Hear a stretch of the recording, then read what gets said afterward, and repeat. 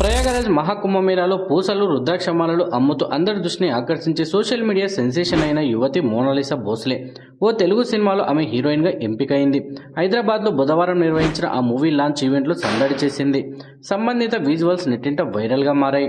వర్ధమాన నటుడు సాయి చరణ్ హీరోగా, దర్శకుడు శ్రీను కోటపాటి తెరకెక్కిస్తున్న చిత్రం ఇది. పాన్ ఇండియా స్థాయిలో విడుదల చేసేందుకు సన్నాహాలు కూడా చేస్తున్నారట. ముదురు గోధుమ రంగులో ఉన్న ఆమె కళ్ళు మైమరిపించే నవ్వుకు ఎంతో మంది ఆకర్షితులయ్యారు. ఆమెతో ఫోటోలు దిగేందుకు ఉత్సాహం చూపేవారు. చుట్టూ చేరుతున్న జనం, కెమెరాల తాకిడి పెరగడంతో ఒకానొక సమయంలో ఆమె కుంభమేళా నుంచి స్వగ్రామానికి తిరిగి వెళ్లిపోయిందంటే పరిస్థితి ఎలా ఉండేదో అర్థం చేసుకోవచ్చు. ఆ పాపులారిటీని దృష్టిలో పెట్టుకుని బాలీవుడ్ డైరెక్టర్ సనోజ్ మిశ్రా ఆమెతో cinema the diary of Manipur అని చేస్తున్నట్టు అప్పుడే ప్రకటించాడు.